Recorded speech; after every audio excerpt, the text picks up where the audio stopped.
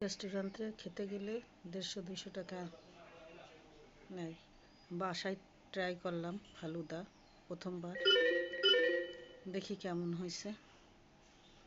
আসসালামু আলাইকুম বন্ধুরা, বাসায় ট্রাই করলাম ফালুদা ওই প্রথমবার, দেখি কেমন হয়েছে। বিসমিল্লাহির রহমানির রহিম।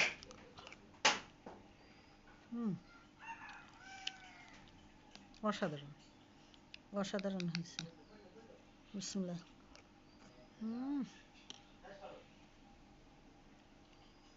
রেস্টুরেন্টে কোনো অংশে কম নয়, তাহলে কেন আমরা রেস্টুরেন্টে থেকে কিনে খাবো?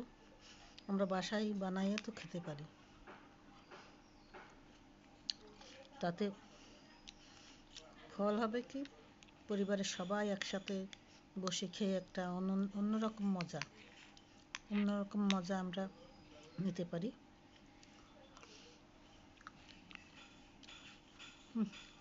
সেই মজা।